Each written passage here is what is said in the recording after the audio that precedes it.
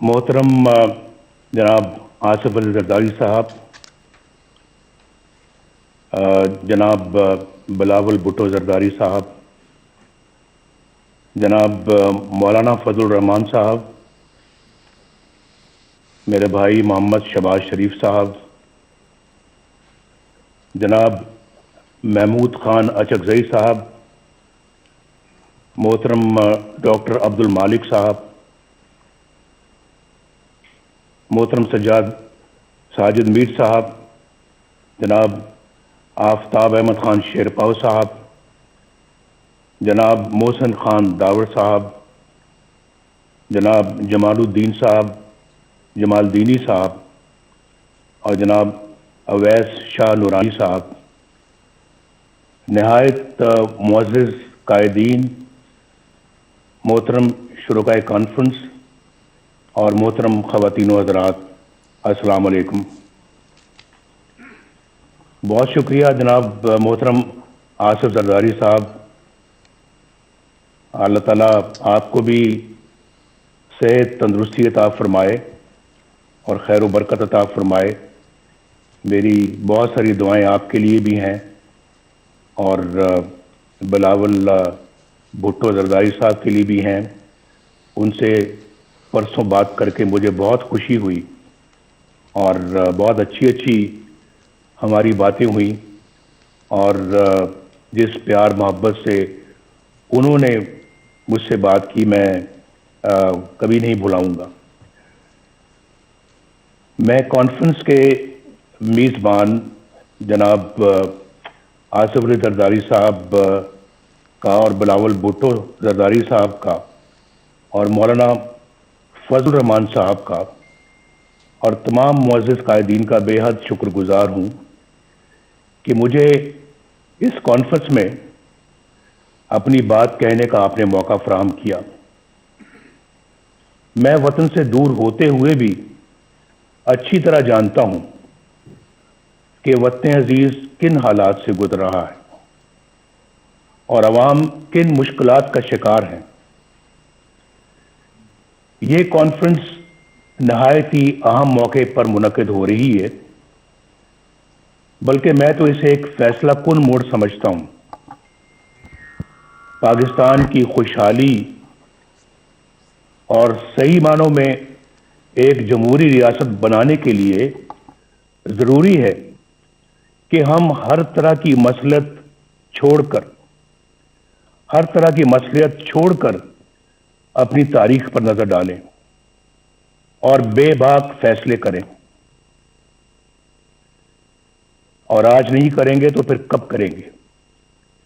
میں مولانا فضل الرحمان صاحب کی سوچ سے پوری طرح متفق ہوں کہ ہمیں رسمی اور روایتی طریقوں سے ہٹ کر اس کانفرنس کو با مقصد بنانا ہوگا، ورنہ قوم کو بہت مایوسی ہوگی۔ اور جو ابھی ٹرینڈ جناب آصف علی زرداری صاحب نے سیٹ کیا ہے، اسی کو آگے لے کے چلنا ہے۔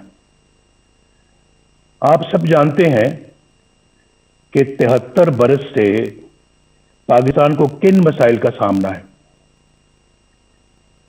ان مسائل کی بنیادی وجہ صرف اور صرف ایک ہے، اور میں اپنے تجربے سے بول رہا ہوں۔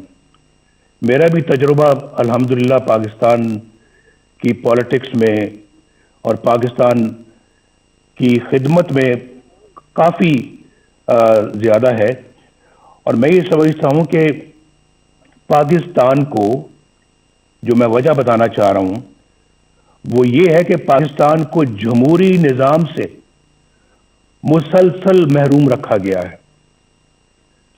جمہوریت کی روح عوام کی رائے ہوتی ہے، یعنی ملک کا انتظام وہ لوگ چلائیں جنہیں عوام اپنے ووٹوں کی اکثریت سے یہ حق دے، اور ہمارے آئین کی ابتدا بھی انہی الفاظ سے ہوتی ہے کہ اللہ تعالیٰ ہی کائنات کا حاکم مطلق ہے، جس کا کوئی شریک نہیں، اس کے طے کردہ حدود کے اندر رہتے ہوئے پاکستان کے عوام کی طرف سے استعمال کیا جانے والا اختیار ایک مقدس امانت کا درجہ رکھتا ہے۔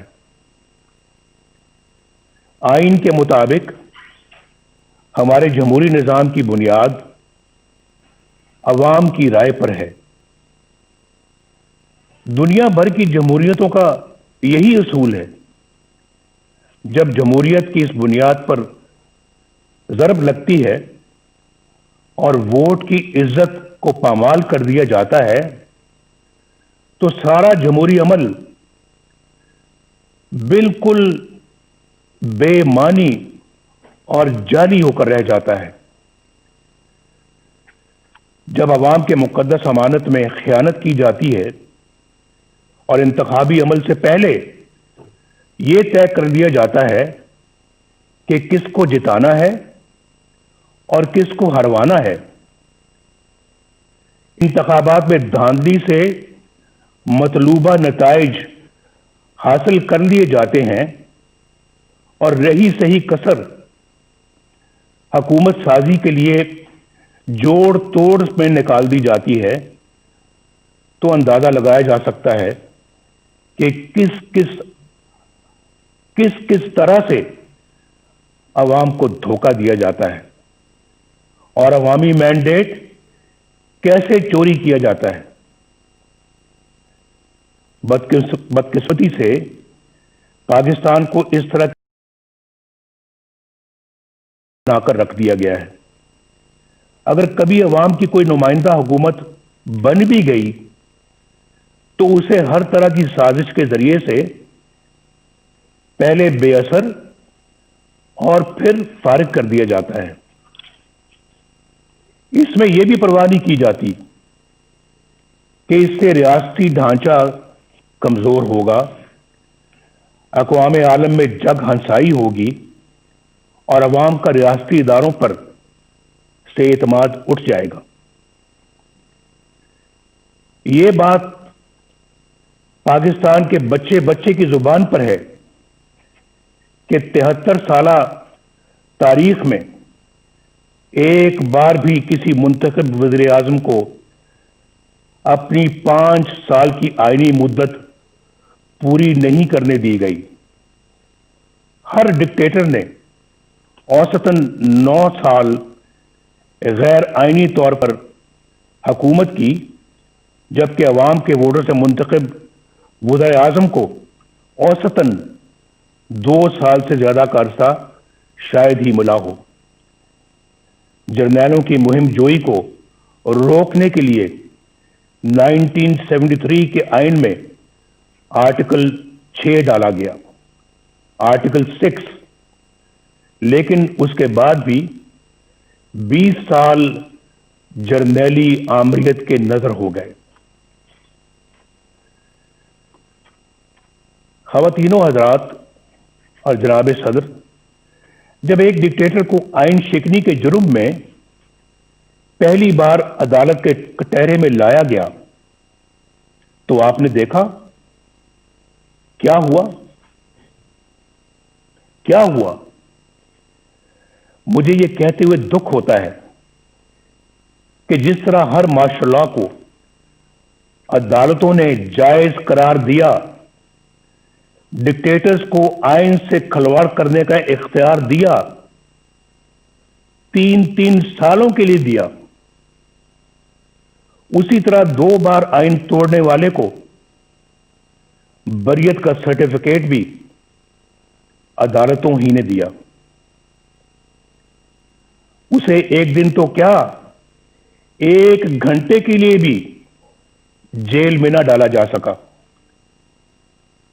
پوری داستان ہے میرے پاس جو کسی وقت سناؤں گا کہ کہاں سے کہاں لے گئے، جبکہ آئین پر عمل کرنے والے ابھی تک کٹہروں میں کھڑے ہیں اور جیلوں میں پڑے ہیں۔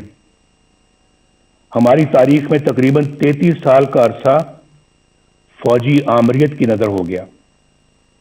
یہاں صرف ایک ڈکٹیٹر پر مقدمہ چلا، خصوصی عدالت بنی، کارروائی ہوئی، اسے آئین اور قانون کے تحت سزا سنائی گئی، لیکن کیا ہوا؟ میں پوچھنا چاہتا ہوں کیا ہوا؟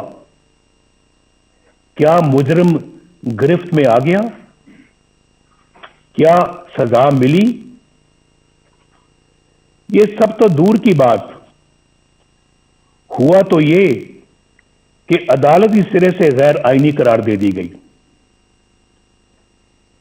یہاں کوئی یہ انہونی بات نہیں، یعنی پاکستان میں یہ کوئی انہونی بات نہیں کہ کسی ڈکٹیٹر کے بڑے سے بڑے جرم پر بھی کوئی کارروائی نہ ہو، اور اگر ہو بھی جائے تو کوئی اسے چھو بھی نہ سکے، اور اگر کوئی فیصلہ آ بھی جائے تو صرف سزا ہی نہیں، عدالت کو بھی ہوا میں اڑا دیا جائے۔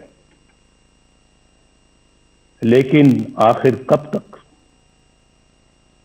کب تک؟ اس کے برعکس ان سیاستدانوں کو دیکھیے جو عوام کے ووٹوں سے وزیر اعظم بنے، کوئی قتل ہو گیا، کوئی پھانسی چڑھ گیا، کوئی ہائی جیکر بن گیا، چور اور غدار قرار دے دیا گیا، کسی کو جلا وطن کر دیا گیا، اور کوئی عمر بھر کے لیے نااہل ہو گیا۔ ان کے گناہ اور سزائیں ختم ہونے میں آ ہی نہیں رہی، وہ جھوٹے مقدمات میں اپنی ماؤں، اپنی بہنوں، اپنی بیٹیوں کے ساتھ پیشیاں بھگت رہے ہیں۔ دراصل یہ سلوک پاکستان کے عوام کے ساتھ کیا جا رہا ہے، اور سزا بھی پاکستان کے عوامی کو مل رہی ہے۔ آپ میں سے اکثر کو حکومت کا بھی تجربہ ہے، آپ جانتے ہیں کہ عوام کی حمایت سے کوئی جمہوری حکومت بن جائے تو کس طرح اس کے ہاتھ پاؤں باندھ دیے جاتے ہیں، اور کس طرح عوامی نمائندوں کی تذلیل اور تحقیر ہوتی ہے، کس طرح کردار کشی کا ایک منظم سلسلہ شروع ہو جاتا ہے، کس طرح قومی مفاد کے خلاف کسی سرگرمی کی نشاندہی کرنے پر انہیں ملک دشمن اور غدار قرار دے دیا جاتا ہے۔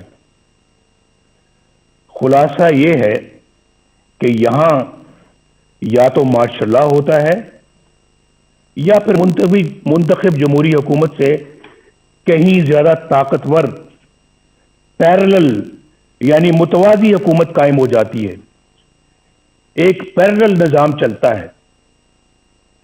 غالباً ایک بار سابق وزیر اعظم یوسف رضا گیلانی صاحب نے کہا تھا کہ یہاں اسٹیٹ ود ان اسٹیٹ قائم ہے، جسے برداشت نہیں کیا جا سکتا۔ دکھ کی بات یہ ہے کہ اب معاملہ state with in the state سے آگے نکل کر اسٹیٹ ابو دا اسٹیٹ تک جا پہنچا ہے۔ عوام کے حق حکمرانی کو تسلیم نہ کرنے اور نتیجتاً متوازی یعنی پیرلل حکومت کا مرض ہی ہماری مشکلات کا اور ہمارے مسائل کی اصل جڑ ہے۔ This is the root cause of our problems۔ یہ جڑ ہے ہمارے مسائل کی، اور یہی وجہ ہے کہ عالمی برادری میں ہماری ساکھ ختم ہو کر رہ گئی۔ 2018 کے انتخابات کے بعد متعدد ملکی اور غیر ملکی اداروں کی طرف سے انتخابی عمل کی شفافیت پر سوالات اٹھائے گئے۔ میں تو جیل میں تھا، لیکن خبریں مجھے سب ملتی رہی ہیں۔ بعض نے تو ان سیٹوں کی تعداد بھی بتائی جہاں دھاندلی کی وجہ سے نتائج تبدیل کر دیے گئے۔ ان حلقوں کی اتنی تعداد ہے کہ اگر ان میں دھاندلی کے ذریعے نتائج تبدیل نہ کیے جاتے تو بیساکھیوں پر کھڑی یہ حکومت کبھی بھی وجود میں نہیں آ سکتی تھی۔ آج قوم جن حالات سے دوچار ہے اس کی بنیادی وجہ وہ لوگ ہیں جنہوں نے عوام کی رائے کے خلاف نااہل حکمرانوں کو ملک پر مسلط کیا. انتخابات ہائی جیک کر کے اقتدار چند لوگوں کو منتقل کر دینا بہت بڑی بددیانتی اور آئین شکنی ہے. ہم چند روپوں کی خاطر ڈاکہ ڈالنے والوں کے لیے تو بڑی سے بڑی سزا کا تقاضا کرتے ہیں، لیکن عوام کے حقوق پر ڈاکہ ڈالنا کتنا سنگین جرم ہے، کیا کسی نے سوچا ہے؟ معزز خواتین و حضرات، کیا میں یہ پوچھنے کی جسارت کر سکتا ہوں کہ 2018 کے انتخابات میں گھنٹوں آر ٹی ایس کیوں بند رکھا گیا؟ گنتی کے دوران پولنگ ایجنٹس کو کیوں نکال باہر کیا گیا؟ انتخابات میں دھاندلی کیوں کر کی گئی؟ کس کے کہنے پر کی گئی؟ کس کے لیے کی گئی؟ اور کون سے مفادات کے لیے کی گئی؟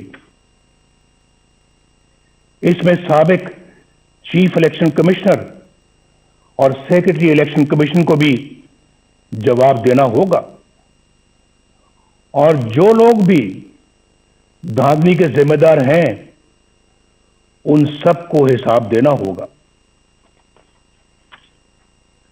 محترم قائدین کام، جناب چیئرمین، اس نااہل حکومت نے 2 سالوں میں پاکستان کو کہاں سے کہاں پہنچا دیا ہے، اس کا کوئی اندازہ کر سکتا ہے؟ پاکستان کی معیشت بالکل تباہ ہو چکی ہے، یا جو کہتے ہیں نا کہ پاکستان کی معیشت تباہ ہو رہی ہے، نہیں، بات اس سے بہت آگے چلی گئی ہے. پاکستان کی معیشت بالکل تباہ ہو چکی ہے. 5.8% کی شرح ترقی سے آگے بڑھتا ہوا پاکستان آج 0 سے بھی نیچے جا چکا ہے. پاکستانی روپیہ بھارت اور بنگلہ دیش ہی نہیں، افغانستان اور نیپال سے بھی زیادہ نیچے گر چکا ہے. جس مہنگائی پر ہم نے مکمل قابو پا لیا تھا وہ آج کئی گنا بڑھ چکی ہے. غریب اور متوسط گھرانوں کے لیے 2 وقت کی روٹی بھی محال ہو چکی ہے. بجلی اور گیس کے بل اب عام آدمی پر بم بن کر گرتے ہیں. آپ کبھی اندازہ کیجئے، واقعتاً بم بن کے گرتے ہیں.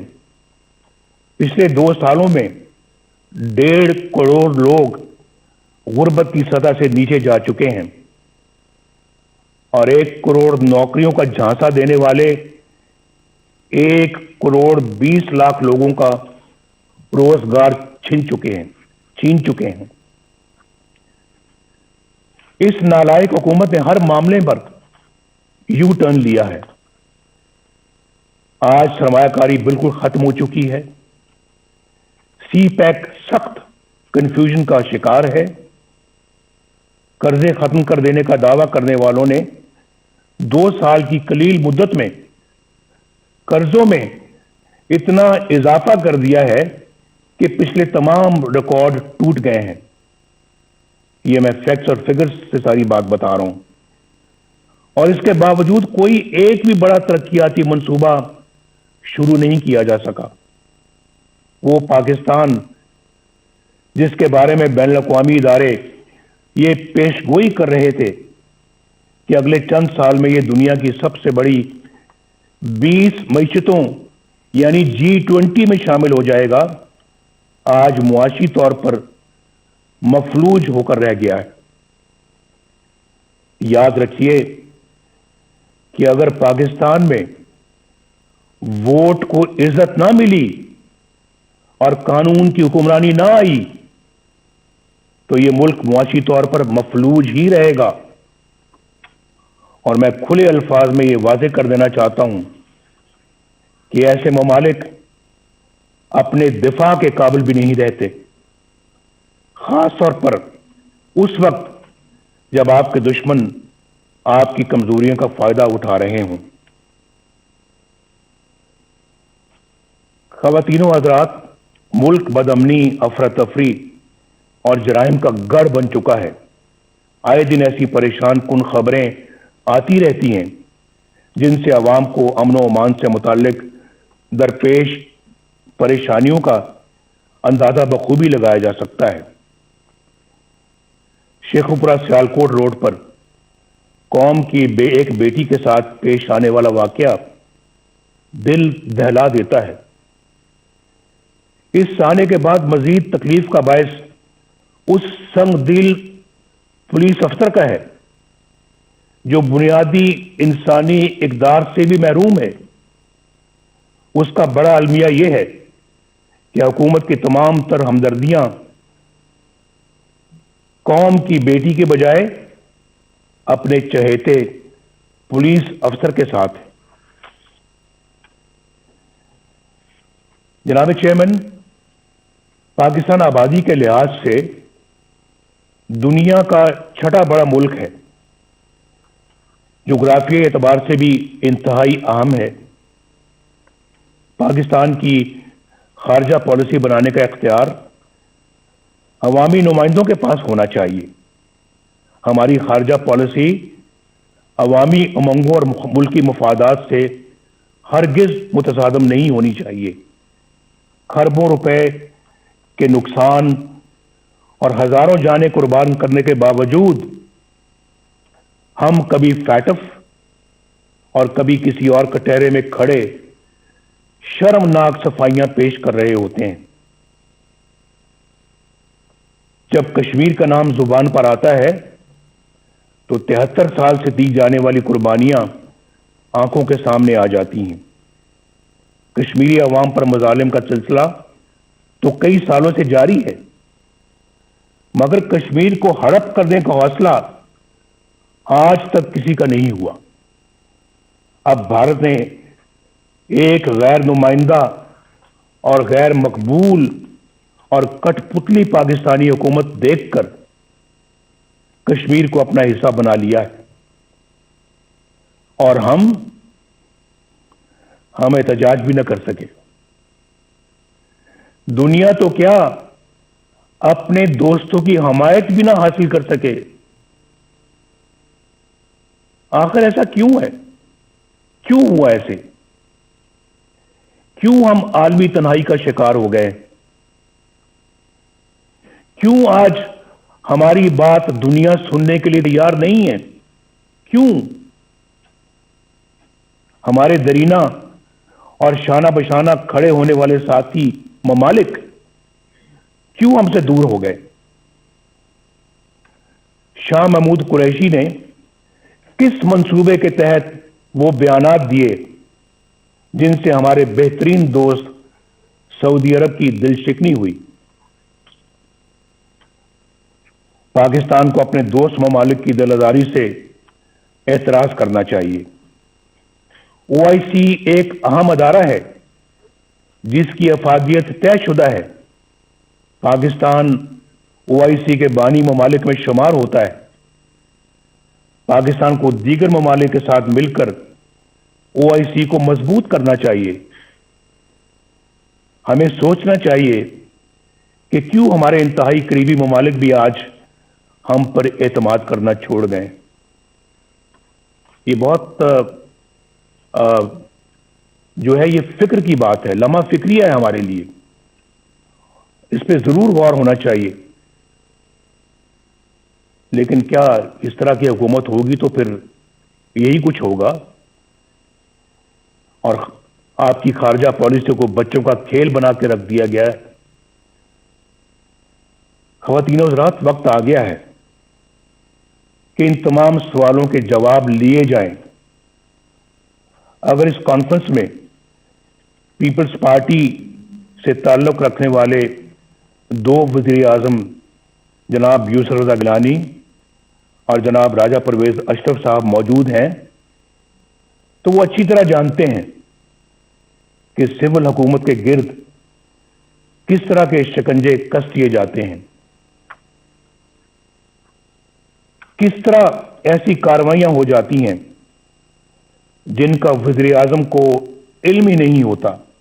خود محترم زرداری صاحب کو بھی اس کا علم ہے کہ نہ وزیر اعظم کو نہ صدر کو علم ہوتا ہے، اور پھر ان کارروائیوں کی بھاری قیمت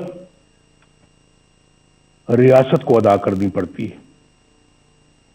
4 سال پہلے اکتوبر 2016 میں قومی سلامتی کے امور پر بحث کے دوران جب توجہ دلائی گئی کہ ہمارے دوستوں سمیت دنیا بھر کے ممالک کو ہم سے شکایت ہے اور ہمیں اپنا احتساب خود کرتے ہوئے ایسے اقدامات کرنے چاہیے کہ دنیا ہماری طرف انگلیاں نہ اٹھائے، تو اسے ڈان لیکس بنا دیا گیا۔ ایجنسیوں کے اہلکاروں پر مشتمل جے آئی ٹی بنی، اندازہ کیجئے، جے آئی ٹی بنی۔ ثبوت تو کسی کے خلاف کچھ نہ تھا، لیکن پروپیگنڈا مشینوں کے ہاتھوں ہمیں اور مجھے بھی غدار اور ملک دشمن ٹھہرا دیا گیا۔ وزیر اعظم کے احکامات کو ایک ماتحت ادارے کے اہلکار کی طرف سے کی گئی ٹویٹ میں ریجیکٹڈ یعنی مسترد کا ٹائٹل عطا کر دیا گیا۔ آپ کو سب یاد ہوگا،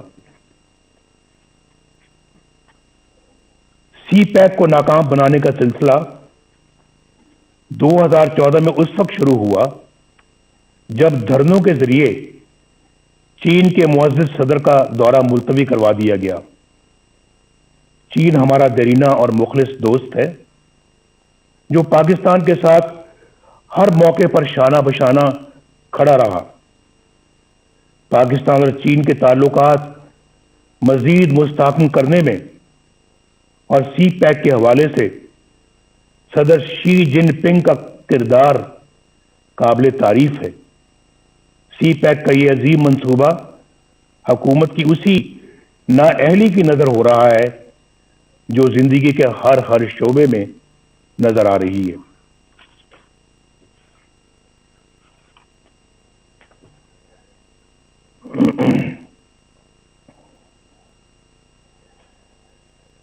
اگر میں یہ کہوں تو بے جانا ہوگا کہ سی پیک کے ساتھ پشاور کی بی آر ٹی جیسا سلوک ہو رہا ہے، جہاں کئی سال بیت گئے، منصوبے سے کئی گنا زیادہ رقم غرق ہو چکی، مگر نتیجہ آج بھی نظروں سے اوجھل ہے۔ آئے دن کبھی دوران سفر بسوں میں آگ لگ جاتی ہے تو کبھی بارش ناقص تعمیر کا پول کھول کر رکھ دیتی ہے۔ یہاں نیب کے کردار کا جائزہ لینا بھی ضروری ہے۔ سچی بات تو یہ ہے کہ ایک ڈکٹیٹر کے بنائے ہوئے اس ادارے کو برقرار رکھنا ہماری غلطی تھی، لیکن یہ بھی سچ ہے کہ ہم نے کبھی نہیں سوچا تھا کہ یہ ادارہ اس حد تک گر سکتا ہے۔ یہ ادارہ نہیں بلکہ اندھے حکومتی انتقام کا اعلی کار بن چکا ہے۔ اس کے کئی سینئر اہلکاروں کے گھناؤنے کردار فاش ہو چکے ہیں۔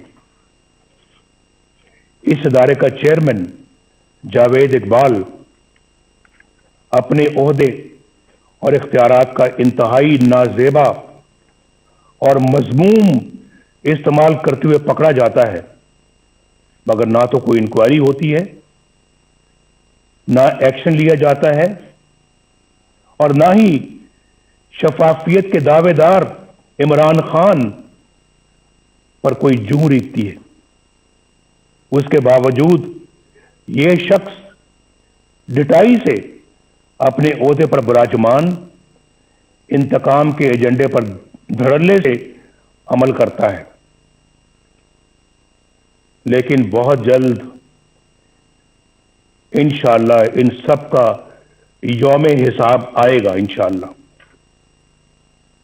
بین الاقوامی ادارے اور ہماری اعلیٰ عدالتیں نیب کے منفی کردار پر بڑی واضح رائے دے چکی ہیں۔ یہ ادارہ انتہائی بدبودار ہو چکا ہے اور یہ مکمل طور پر اپنا جواز کھو چکا ہے۔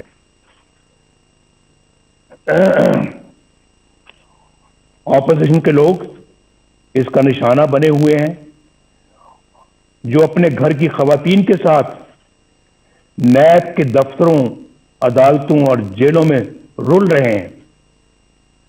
جو نیب سے بچتا ہے اسے ایف آئی اے کے سپرد کر دیا جاتا ہے، جو ایف آئی اے سے بچے وہ اینٹی نارکوٹکس کے ہٹے چڑھ جاتا ہے، اور جو وہاں سے بچ جائے اسے کسی بھی جھوٹے مقدمے میں پکڑ لیا جاتا ہے۔ 2018 میں سینٹ کے انتخابات سے کچھ عرصہ پہلے خواتین و حضرات ایک مذموم سازش کی گئی، میں آپ کی توجہ مبذول کرا رہا ہوں۔ اس مذموم سازش کے ذریعے بلوچستان کی صوبائی حکومت گرا دی گئی۔ اس کا مقصد کیا تھا معلوم ہے آپ کو؟ اس کا اصل مقصد سینٹ کے انتخابات میں سامنے آیا۔ اس سازش کے کرداروں میں لیفٹیننٹ جنرل عاصم سلیم باجوہ، جو اس وقت وہاں کے کور کمانڈر تھے، سدرن کمانڈ کے کمانڈر تھے، ان کا نام بھی آتا ہے۔ یہ وہی جنرل عاصم سلیم باجوہ ہیں جن کے خاندان کی بے پناہ دولت اور دنیا بھر میں پھیلے ہوئے اثاثوں کی تفصیلات پوری قوم کے سامنے آ چکی ہیں۔ ان حقائق کو نہ صرف چھپایا گیا بلکہ مبینہ طور پر ایس ای سی پی کے سرکاری ریکارڈ میں رد و بدل بھی کی گئی۔ 15-20 سال کے عرصے میں اربوں روپے کے یہ اثاثے کہاں سے بن گئے، یہ پوچھنے کی کسی کی مجال نہیں۔ میڈیا پر خاموشی چھا گئی، نہ نیب حرکت میں آئی، نہ کسی عدالت نے نوٹس لیا، نہ کوئی جے آئی ٹی بنی اور نہ کوئی ریفرنس دائر ہوا، نہ کوئی مانیٹرنگ جج بیٹھا، نہ کوئی پیشی ہوئی، نہ کوئی سزا۔ اندازہ لگائیے باپ، احتساب کا نعرہ لگانے اور این آر او نہ دینے کے بڑے بڑے دعوے کرنے والا عمران خان، انہوں نے بھی اس اثاثوں کے ذرائع پوچھنے کی ضرورت تک نہ کی، بلکہ ایک پل میں انہیں ایمانداری کا سرٹیفکیٹ جاری کر دیا گیا۔ یہ سارا کچھ آپ کے سامنے ہوا ہے۔ میڈیا پر پہلی بار اس سکینڈل کا ذکر اس وقت ہوا جب جنرل عاصم سلیم باجوہ تردید کے لیے خود ٹی وی پر آئے۔ اس حکومت کے 2 سالوں میں یہ کوئی پہلا مالی بدعنوانی کا سکینڈل نہیں۔ یہاں کئی انتہائی سنگین سکینڈل سامنے آ چکے ہیں جن کا نقصان براہ راست غریب عوام کو پہنچا۔ حکومت میں بیٹھے لوگ باقاعدہ پلاننگ سے آٹے، چینی اور دوائیوں کی قیمتیں آسمان پر لے گئے۔ یاد ہے نا آپ کو، جب ہم چھوڑ کر گئے تھے چینی 50 روپے کلو تھی، آج کتنی ہے؟ آج کہتے ہیں 100 روپے تک جا پہنچی، اور آٹے کی قیمتیں بھی دیکھ لیں آپ، دوائیوں کی قیمتیں آسمان تک پہنچ گئی ہیں، عوام کے کھربوں روپے لوٹ لیے گئے۔ ملک کا حکمران اگرچہ دن رات کرپشن مافیاز اور این آر او کا ڈنڈورا پیٹتا ہے، لیکن چینی کی قیمت بڑھانے میں خود اس کی ذات ملوث ہے۔ کیا نیب اسے تحقیقات کے لیے گرفتار نہیں کرے گا؟ کیا اس پر کوئی ریفرنس دائر نہیں ہوگا؟ علیمہ خان صاحبہ جو کوئی جدی پشتی رئیس نہیں، بس خیراتی اداروں کی فنڈ ریزنگ کرتی رہتی ہیں، ان کے بیرون ملک اثاثوں کے ذرائع کی نیب کبھی کوئی چھان بین نہیں کرے گا؟ بنی گالہ میں عمران خان کے ذاتی گھر، اس کی غیر قانونی تعمیر کی فائل کیا یوں ہی بند رہے گی؟ فارن فنڈنگ کیس جس میں بے شمار مالی بے ضابطگیاں ہیں اور کرپشن ہے، جن کی گواہی خود پی ٹی آئی کے رہنما دے رہے ہیں، اتنے سال گزر جانے کے باوجود کیا الیکشن کمیشن ان پر کوئی فیصلہ نہیں کرے گی؟ یہ بڑے ایسے جاندار سوالات ہیں جن کا آج تک کوئی جواب سامنے نہیں آیا۔ ہم کب تک انتظار کریں گے؟ کیا ان تمام لوگوں پر کوئی فوجداری مقدمہ قائم نہیں ہوگا؟ کیا بنی گالہ میں زمین کی خرید کی منی ٹریل پر کوئی جے آئی ٹی نہیں بنے گی کہ یہ اتنی بڑی جائیداد کہاں سے بنی اور کیسے بنی؟ اس میں بہت کرپشن اور شکوک و شبہات ہیں۔ کل اسمبلی اراکین کے ٹیکس گوشواروں کی تفصیل سامنے آئی۔ عمران خان نے اربوں روپے کی جائیداد رکھتے ہوئے بھی 2,83,000 روپے کا ٹیکس دیا ہے۔ سوال یہ ہے کہ جب آمدنی اتنی قلیل ہے، اتنی کم ہے، تو آپ کے لاہور زمان پاک کے گھر پر خرچ ہونے والے کروڑوں روپے کہاں سے آئے؟ یہ بتانا ہوگا۔ کیا نیب ان آمدن سے زیادہ اثاثوں پر کوئی ایکشن نہیں لے گا؟ احتساب کے اداروں کو اپوزیشن کے سوا کسی کے احساس سے نظر نہیں آتے، اور نہ ہی کسی کی آمدنی کے ذرائع۔ ریاست مدینہ تو بہت بلند و برتر مثال ہے۔ قانون و انصاف کا ادنا سا معیار رکھنے والی ریاست میں بھی ایسا نہیں ہوتا۔ کیا کچھ لوگ اس دورے معیار کی وجہ سے کسی جرم کے بغیر سزائیں پاتے رہیں گے، اور کچھ لوگ سب کچھ کر کے بھی بے گناہی اور معصومیت کے سرٹیفکیٹ حاصل کرتے رہیں گے؟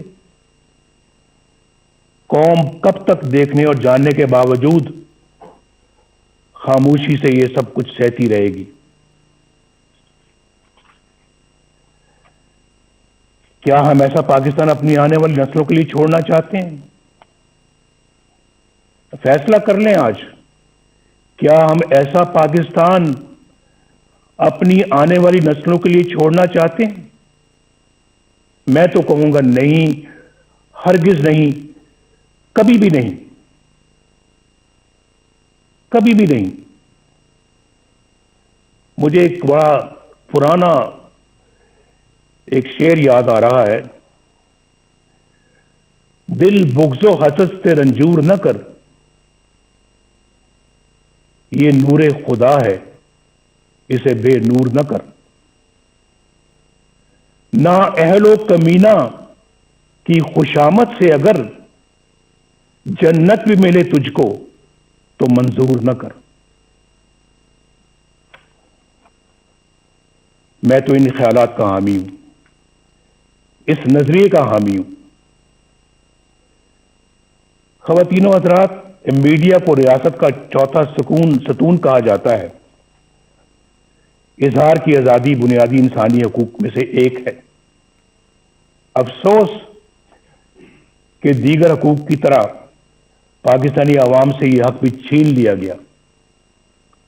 ایک طرف مجھے سیاسی جماعتوں کا بلیک آؤٹ نظر آتا ہے اور دوسری طرف غیر سیاسی اور غیر جمہوری عناصر کا بے روک ٹوک پروپیگنڈا۔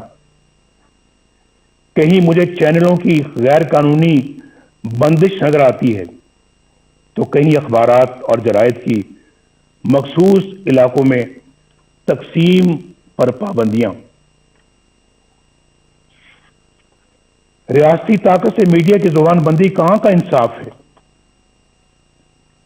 صحافیوں، بالخصوص خواتین صحافیوں کو سرکاری ایجنسیوں کا اٹھا کر لے جانا اور تشدد کا نشانہ بنانا بزدلانہ اور انتہائی قابل مذمت ہے۔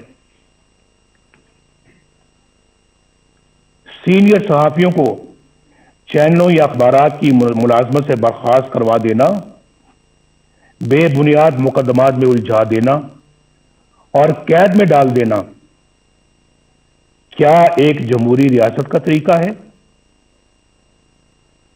میں اس کانفرنس کے شرکاء سے درخواست کروں گا کہ سب مل کر یہ عہد کریں کہ ہم میڈیا اور ذرائع ابلاغ کی حفاظت کریں گے اور اس کی آزادی پر کوئی قدغن قبول نہیں کریں گے۔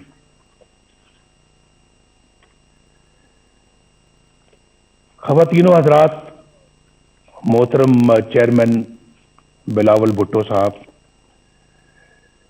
جمہوریت کو کمزور کرنے اور اپنا مخصوص ایجنڈا نافذ کرنے کے لیے تقسیم کرو یعنی ڈیوائیڈ اینڈ رول یعنی لڑاؤ اور حکومت کرو کی پالیسی معمول بن چکی ہے۔ کچھ عرصہ پہلے تک یہ تقسیم سیاستدانوں تک محدود تھی، جنہیں مخصوص حلقوں کی طرف سے بلایا، ڈرایا اور دھمکایا جاتا تھا۔ یہ طریقہ سیاسی جماعتیں توڑنے اور فارورڈ بلاک بنانے یا پھر مرضی کی پارٹیاں بنانے کے لیے استعمال ہوتا رہا اور آج بھی ہوتا ہے۔ محکمہ زراعت کو تو آپ سمجھتے ہی ہیں۔ آج ہمیں یہ فیصلہ کرنا ہوگا کہ ہم ایک ہیں اور قومی مفاد کی خاطر تقسیم ہونے سے انکار کرتے ہیں۔ اگر ہم ایسا کرنے میں کامیاب ہو گئے تو پھر یہ کانفرنس کامیاب ہے۔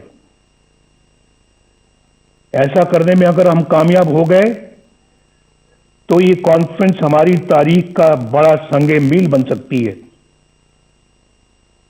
اب ڈیوائیڈ اینڈ رول کا یہ ہتھیار وکلاء، دانشوروں، تاجروں، صنعت کاروں اور میڈیا کے لیے استعمال ہو رہا ہے، بلکہ اب اس کا ہدف عدلیہ بھی ہے۔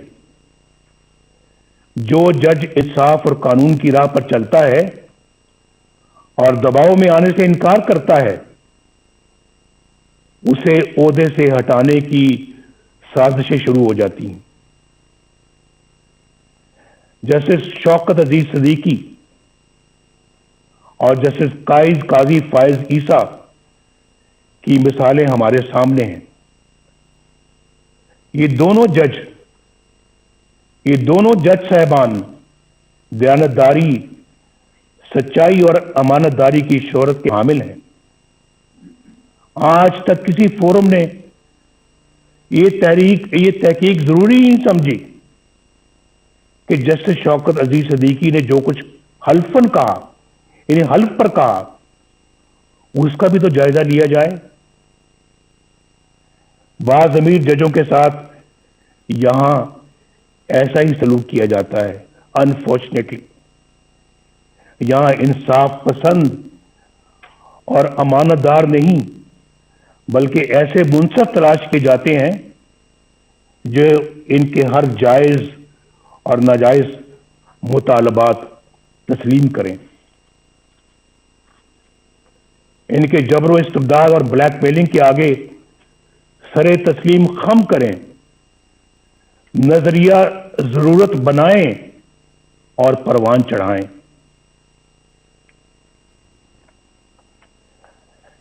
آئین کو سیبوٹاج کرنے والے ڈکٹیٹروں کے اقدامات کو قانون کا جامہ عطا کریں،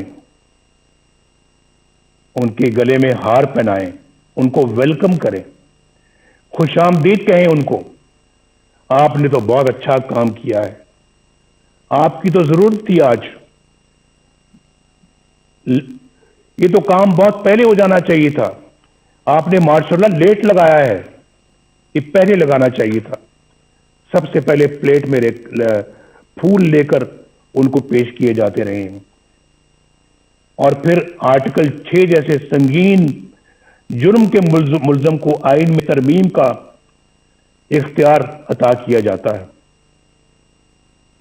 یہ سب تماشا آپ نے اپنی آنکھوں سے دیکھا ہے، اس کے باوجود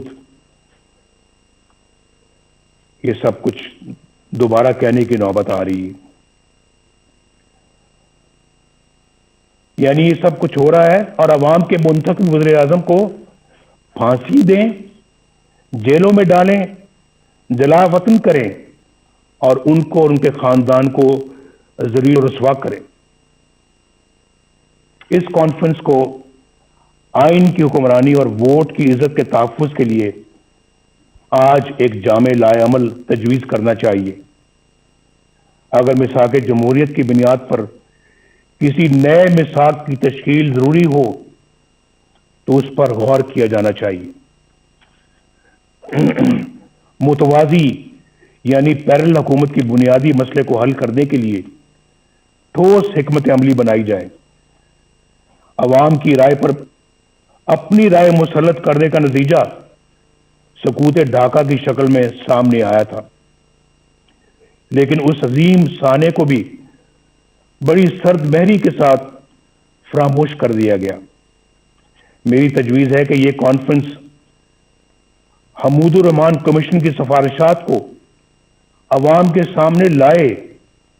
بہت دفعہ اس کا ذکر ہو چکا ہے اور بار بار ہو چکا ہے، کئی سالوں سے ہو رہا ہے، کئی دہائیوں سے ہو رہا ہے، لیکن میرا خیال ہے کہ آج انہیں عملی جامہ پہنانے کا عہد کرنا چاہیے اور اسے اپنے ایجنڈے کا حصہ بنانا چاہیے۔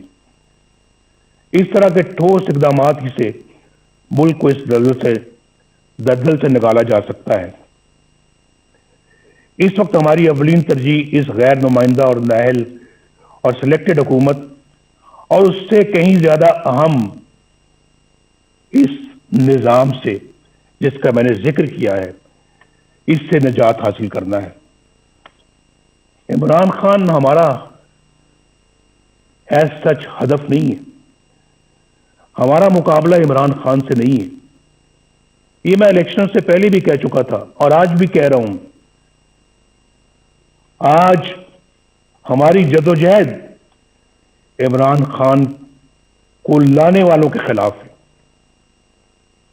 اور ان کے خلاف ہے جنہوں نے اس طرح انہیں الیکشن چوری کر کے اس طرح کے نااہل بندے کو اس جگہ پر لا کر بٹھایا ہے اور ملک کو برباد کر دیا ہے۔ یہ ملک ہمیں تمام چیزوں سے زیادہ عزیز ہے، جس نے عوام اور اپوزیشن کے ساتھ ساتھ اچھی شہرت کے حامل جج صاحبان کو بھی نشانہ بنا لیا ہے۔ یہ تبدیلی عمل میں نہ آئی تو یہ نااہل اور ظالمانہ نظام ملک کو ناقابل تلافی نقصان پہنچا دے گا۔ ہمیں یہ بھی نہیں بھولنا چاہیے کہ ہمارے دشمنوں کے عزائم کیا ہیں۔ ان کے عزائم کو ناکام بنانے کے لیے مضبوط معیشت کے ساتھ ساتھ مضبوط دفاعی نظام کی بھی ضرورت ہے۔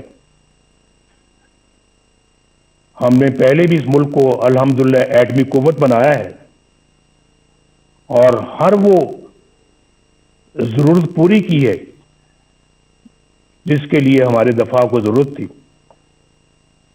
ہماری قومی سلامتی کے لیے ضروری ہے کہ ہم اپنی معیشت کے ساتھ ساتھ اپنی مسلح افواج کو بھی مضبوط سے مضبوط تر بنائیں.